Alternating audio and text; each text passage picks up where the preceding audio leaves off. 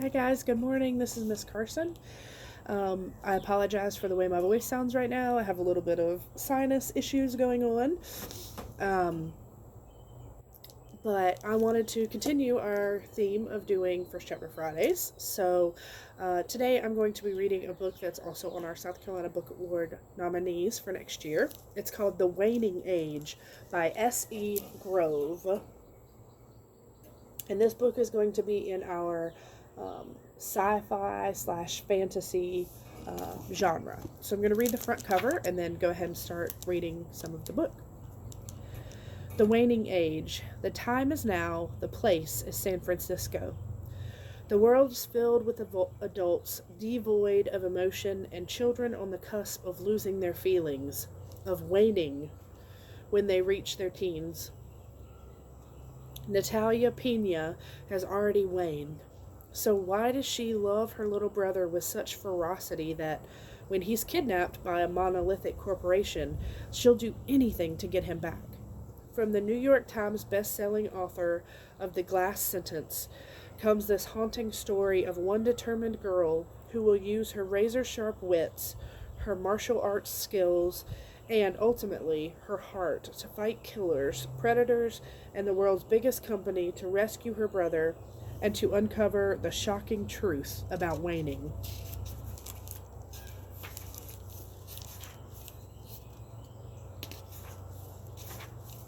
So, Natalia, September 27th, Chapter 1.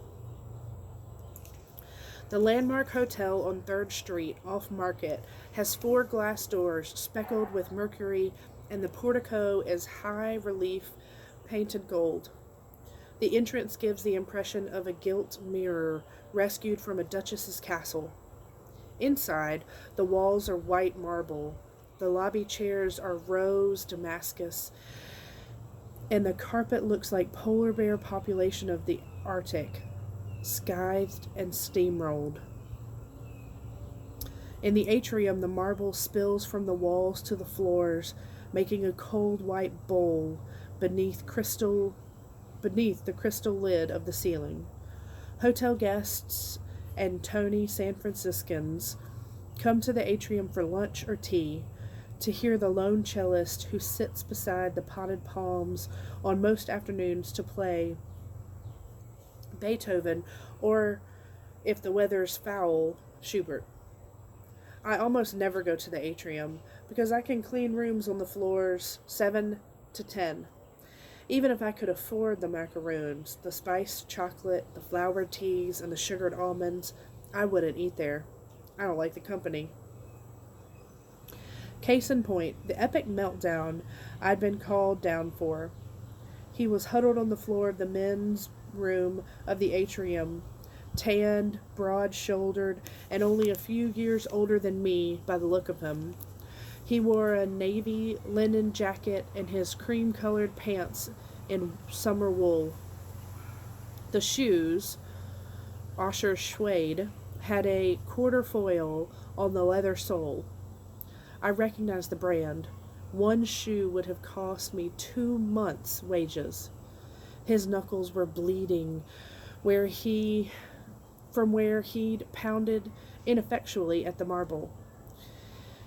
He was turned toward the wall, but I caught a glimpse of his face when he flung it over his shoulder to shriek at us. Even brows, dark brown like the wavy hair, shadow on the jaw and dimpled chin, red eyes, wild as a hunted animal's, bulging and stricken. Taken altogether, he was an allegory of vanity and precipice. Then again, terror distorts face. There was no telling what he might have looked like when he had been calm and quiet. I took a step forward to see if I could figure out. "Are you sure, Nat?" Olson asked me. "I could just call the police." Olson is one of the security guards. He's solid, but he's new. He hasn't had to deal with too many of these yet. "Nat can handle it," Marta said confidently, shooing him away with wide hands. She has too much faith in me, but it's true that I have practice. I'll give it a shot. I raised my eyebrows at Marta. Better if we can spare him the trip to St. Quentin. At this, the kid turned around and screamed, "Put me in San Quentin! Put me in San Quentin if it'll keep them away from me!" "Hey!" I take another step forward. I knelt down on the cold floor from his feet. "Stay away from me!" he screamed, throwing a terrified glance over his shoulder. He was trembling. His bones rattled against the marble. "My name is Nat," I continued. "You don't know me. You've never met me before. What's your name?" He stared at me, eyes wide. He didn't say anything. "See, I'm asking your name because we've never met. If you knew me, you would know my name, and I would know yours, right? What is it?" "Troy," he said, turning away, his voice abruptly 2 octaves lower. It had a grating sound from all the screaming. "Ah, Troy," I said, "like the city, right? Hector and Achilles, horses, long speeches." He didn't budge. "You're right," I decided, changing track. Way too literary for the moment. "Troy, let's talk about what's in this room." I look around like I was taking inventory of a freight car. There's 2 bathroom stalls, 2 urinals, 2 sinks, 2 mirrors, 2 people on the floor, you and me. 2 people standing, Marta and Olson. Lots of 2s. He followed my commentary, his eyes darting warily around the room. Very hard floor, which you know already, and rather dim lights. We used to have brighter lights, but the men complained about what it did to their complexions. I opened my eyes wide as if I was asking a 3-year-old a question. "Do you know where we are?" Troy blinked his red eyes. He looked at me suspiciously. "A hotel?" "Yep," I nodded. "We're in the men's room on the ground floor of the Landmark. The atrium is right past that door. Were you having lunch there?" Yes. The first part was a statement. The second part was a question. "Were you by yourself or were you with someone?" Troy crumpled. It was always at some point when the fear begins to ebb. His shaking grew more violent, but his eyes were soft. He wrapped his arms around himself. "My mom," he whispered. "What's her name?" "Frances Peters," he said. I had to lean forward to hear it. "Great, Frances. And what is she wearing? Do you remember? So we can find her more easily." "We don't have a loudspeaker in the atrium." "Worse luck." "She has brown hair," he said helpfully. "Okay, Troy." I nodded to Olson, who gave me a pair of raised eyes before heading out the door. "Can I put this on your shoulders?" I showed him the hotel blanket I was holding. He nodded. "Olson is going to get her," I said, to keep him talking as I hung the blanket over him. "She's the only other person who's coming through that door. No one else. Just you and me, Marta and Olson, and your mom." He nodded dumbly. His teeth were chattering, so I put my arm around him and tried to rub some warmth into his shoulders. He leaned against me. His cologne had citrus and cedar in it, and his hair was damp from the sweat. He felt as fragile as a bird. "One time, a couple months ago," I went on conversationally, "someone dropped a cufflink in that left-hand sink. Remember, Marta?" Marta rolled her eyes. "Do I ever!" "They took the entire sink apart. Faucet, bowl, pipes. This place was a mess. You should have seen the contents of the sink. Jewelry, buttons, money. 2 bullets, Marta added. "Yep, 2 bullets. People do strange things to the bathroom sink." He shifted slightly so he could look at me sideways. His lower lip trembled with the cold. "Why are you being so nice to me?" He forced the words out in a whisper. It was a good question. The easy answer, because I work here and I clean up messes. was only partly true and wouldn't help to distract him. I have a kid brother, I said, and he makes me practice being nice, like exercise for ogres. 10-year-olds can be very demanding. The door had opened when I started speaking, admitting Miss Frances Peters. She wore a raw silk suit and tasseled loafers. All the surgery made her face look slightly misassembled, like an experiment with spare parts. Ultra white. And she had the same dark eyebrows as Troy, and the same long jaw. She studied her trembling son impassively. She looked as maternal as a rusty table saw.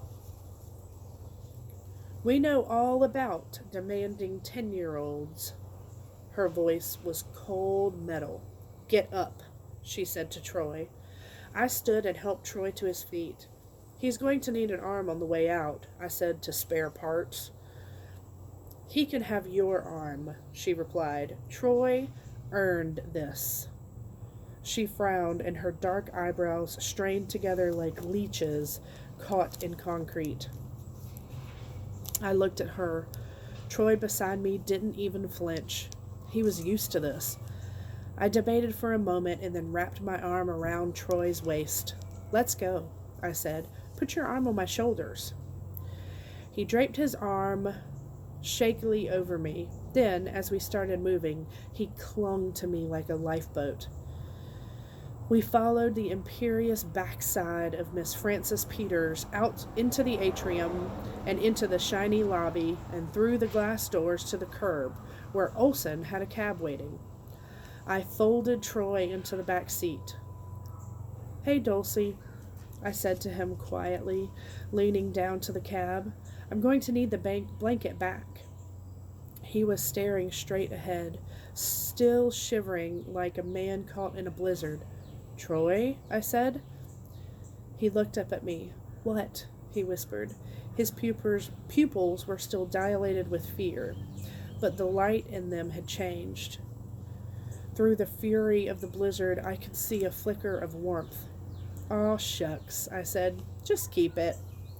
I stepped back, and Olson closed the door. Hey, I said to spare parts. She stopped near the trunk of the car. I stepped closer so that I wouldn't have to shout over traffic.